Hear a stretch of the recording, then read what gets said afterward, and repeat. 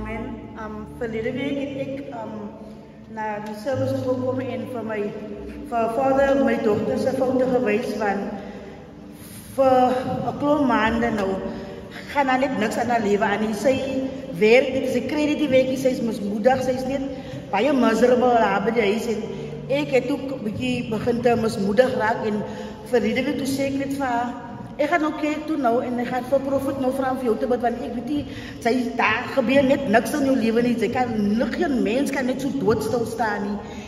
En maandag het hulle nou het sy, ek weet nie waar sy die konteks gekry nie, maar sy het net vir my gevra vir taxi vanmorgen weer terug Kaap toe. Toe vra ek aan haar, hoekom moet sy nou aan my Kaap toe gaan? Wat is in die Kaap en so vir jou? Toe sê sy vir my, mami, ek het nou vandag het hy vir my permanent gemaakt.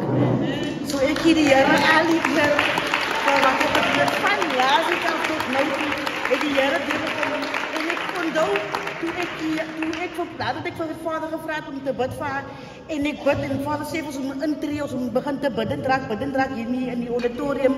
Het ek gesien hoe beweeg die Here van in my yard na, want sy bly op haar eie daar in die bungalow agter in die yard. En ek sien die gees van die Here beweeg na huis toe en ek sê dit heeltyd, dankie Here, dankie Here, dankie Here.